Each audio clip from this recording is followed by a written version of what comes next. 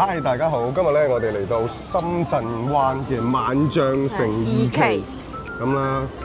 佢呢個商場咧就嗱，其實佢1期本身就有㗎啦，但係佢2期咧就9月30號開幕。咁啊，今日適逢星期日嘅時間啦，哇！呢度非常之多人啊！好多好可愛嘅喵喵。啱啱咧，我哋仲有見到啲好多唔同嘅擺設啦。其實呢個商場咧就集呢一個即係名店啦，同埋咧呢個文化。好玩。全部集中於在一身嘅，咁佢就彌補咗原本整個萬象城1期嘅一啲空缺啦。咁呢邊咧係好多個區域，好大一齊組成嘅，地面又有啦，地下 B1嘅全部都有。咁而家我哋喺地面度見到嘅好多嘅建築啦，佢比較多文化氣息嘅，咁就集合咗好多打卡嘅位置啦，俾到好多人過嚟呢邊行啦，咁所以大家見到啱啱開嘅時候呢一邊咧，都係好多人。喺呢邊仲有太展呢啲嘢，好多嘢嘅。咁其實咧呢個商場都係啱啱開嘅，所以咧好多嘢應該都未係完全成熟晒嘅。但係咧，按照今日嘅人流同車流嚟講咧，我都覺得係幾好嘅。我哋咧就先周圍行一行，同大家睇睇，同埋試下入邊一啲新嘅商店。因為咧，其實咧，佢呢一邊2期今次咧引入咗好多，都係第一次入嚟華南地區，同埋入嚟深圳呢一邊地區嘅首店嚟嘅。好多都係廣東省首店，包括有啲咖啡啦，有啲食嘢啦，好多嘅嘢咧都可以過嚟體驗。尤其是咧，佢呢個定位咧係比較高端。就係高端商場咯。冇錯。其實全部都係嗰啲名牌嘢。全部都係俾啲高端人士。咁所以咧，我哋相信呢一邊嘅價格應該有翻咁上下。你睇下我哋啱啱揸車過嚟，大部分見到都係名車。好啦，佢呢個萬象城嘅2期咧就喺春筍隔離。嗱，呢度咧就係睇展覽。攝影展。呢個下面應該就係嗰個。其中一個打卡位啦，水景嘅瀑布。哇！夜晚仲好似仲有人呢度放歌、唱歌定係啲。同冇有表演嘅有時會，但係咁佢而家啱啱開，應該好多嘢都未成熟啦。仲有燈光咯，燈光秀。大家睇到。咁我哋咧而家就落去慢慢一路咁行下。好啦，咁下邊睇到咁多個，嗰個應該就係 3D 打印嗰間鋪頭啦，等陣落去睇睇先。咁咧佢整個 B1咧地下咧成個都係連通嘅。好啦，我哋由啱啱喺地面啦落到嚟 B1，佢 B1 整個就係都係連通嘅。大家睇睇呢邊咧又新又大，所有嘢都好靚。呢邊都好多嘅呢啲展會俾我哋睇，俾大家睇睇。不同嘅藝術展、攝影展都有。好有藝術文化氣息啊！而且大家都拎起個電話，不斷咁影相同埋影相。跟住嗰邊仲有個3D 打印機。我哋再睇睇 3D 打印機，間就係小紅書推嘅其中一間禮服店咯。佢呢度好多嘢食真係都係手開嘅，但係我哋可以試下啲嘢飲同咖啡。好似地面仲有間咩叫京都咖啡店，京都日本。咁喺地下度咁樣望出去又別有一番風味喎！大家睇下啲餐廳嘅格調，確實真係高端。嗱，見到呢間鐵手啦，呢間好出名㗎，你見到排晒隊。我未。北京超級出名。好似未飲過呢間。鐵手咖啡，等陣睇下邊間咖啡店少人啲。喺嗰邊出嚟。好啦，入到嚟呢個垂直瀑布。有埋車，啲小朋友過去。係啦，隔離呢個咧就應該係 3D 打印機嗰間鋪頭啦。係。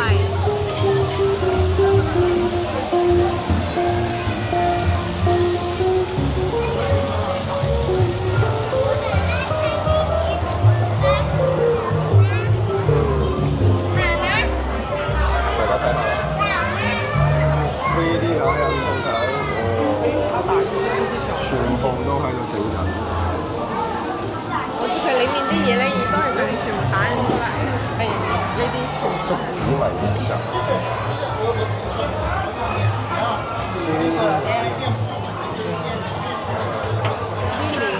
啲掛件、擺件，呢就係 3D 打印嘅材料啦。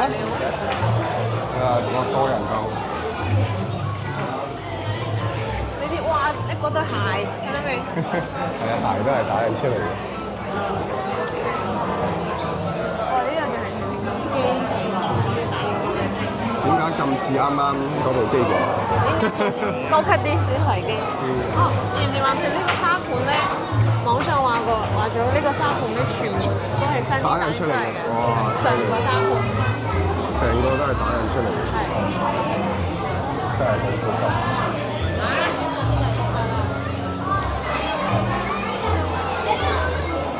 哦，仲可以玩仲可以係喎，仲可以玩喎，睇到。上架先。係嘅，5分鐘。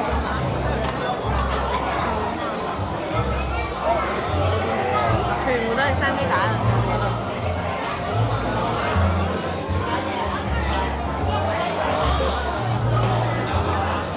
咁啲樓盤沙盤又可以3D 打印出嚟啦，唔使砌模。係啊。好，入去入邊睇睇其他嘢先。所有嘢都係 3D 打印出嚟嘅。咁仲有啲電腦啦。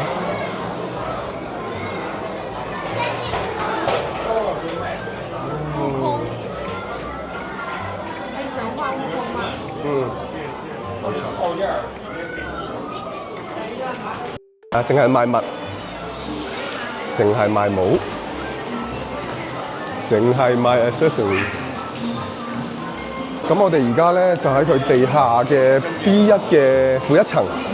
咁由呢個 B 區行咗去 D 區，但係喺行嘅過程當中已經覺得哇，好大，係啊。超級大，超級大。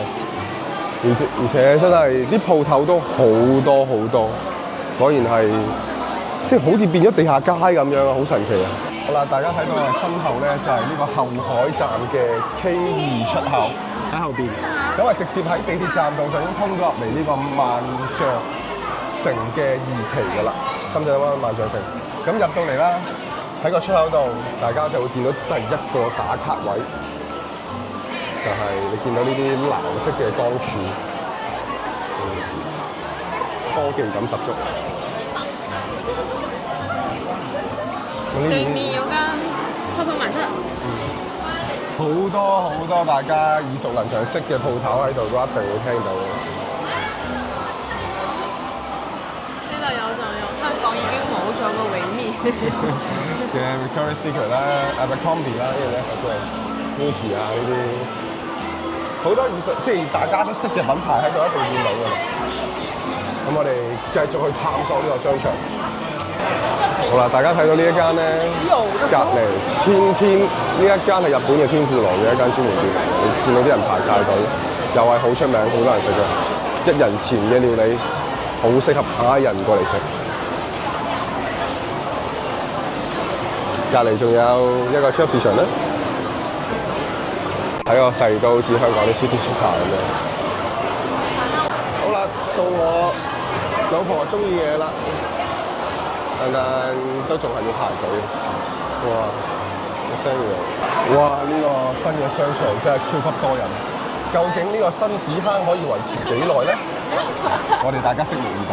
不過佢一直有。認真講，佢同其他商場有個好大嘅差別咧，就係咧。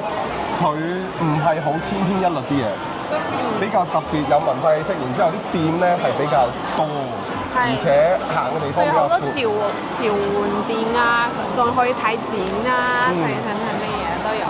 即係基本上可以滿足到好多一家大細嘅需求啦，或者唔同一啲嘅年齡層嘅需求，所以我相信呢個應該會成為深圳嚟緊香港人嘅其中一個新嘅成日會嚟嘅地方。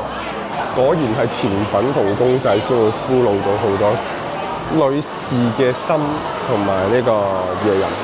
大家睇下好麗華啲蛋糕，100零200蚊，個個都好似係食品咁樣。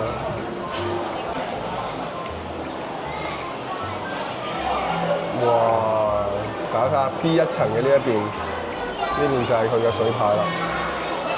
其他 B 2啊，停車場 BM。都係停車場嚟，L1。呢啲就係其他嘢食嚟嘅，我覺得。大家睇下呢度係寵物友好商場，好多人咧都拖住自己嘅狗。同埋大嘅都有啊，睇到一個好似邊牧嘅。係啊，全部都帶咗入嚟。大家睇下幾有文化氣息，大家可以喺度聽咧一啲以前一啲藝術嘅歷史啦，聽啲藝術嘅課，直接喺呢個露天廣場去同大家科普同普及呢一啲知識。跟住喺呢一個水景樂場後邊。嗰度就係呢啲，嗰間就係呢啲手家，呢個咩？哦，京都咖啡店嗰間係嘛？係。誒，我哋又揾到你去試下呢咖啡店，我哋可以去試下。啱啱淨係一個 B1嘅地方，已經行斷咗 Wendy 隻腳啦。哎呀，好辛苦。都未行地下，地下嗰啲一嚿嚿建築物，全部都好有藝術氣息㗎呢邊。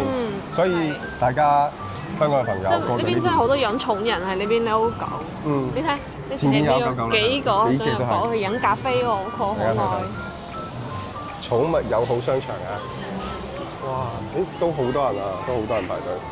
京東首家嘅一個咖啡店過到嚟呢度，全球50大咖啡店，咁喺呢一邊咧就入咗2間，一間就係鐵手，另外一間就係呢一間啦。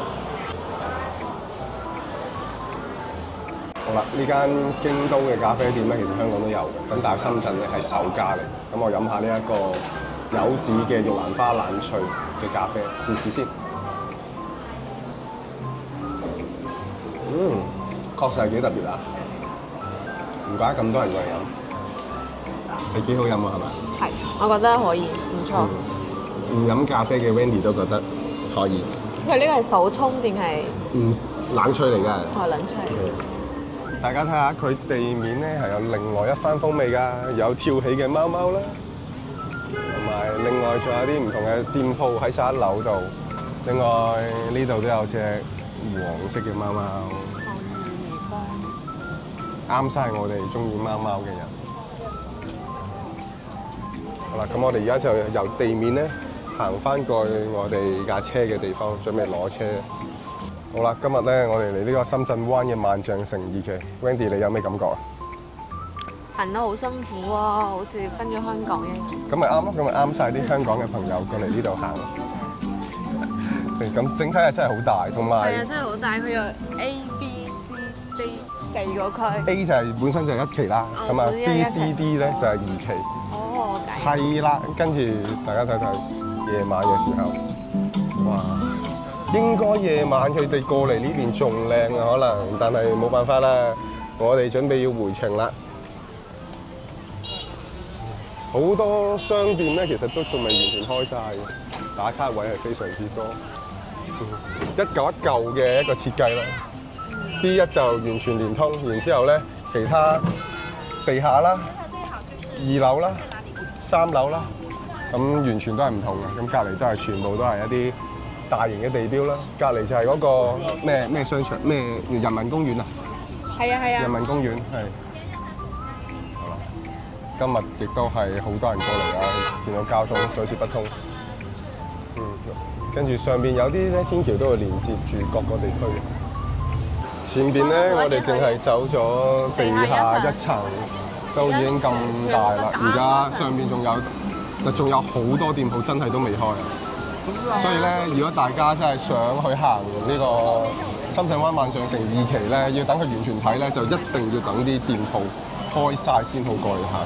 咁啊，大家而家可以先去其他商場，又唔使嚟人逼人啦，係嘛？而家可能星期1到星期5會人少啲。星期1到星期5大家都要翻工啦。我下次星期1係星期5過嚟行。係啊。呢次我話係每間店都有排隊，都有買啲嘢喎，算啦。你1樓啲商鋪啊，2樓啲商鋪啊，好多都未開添。係啊係啊。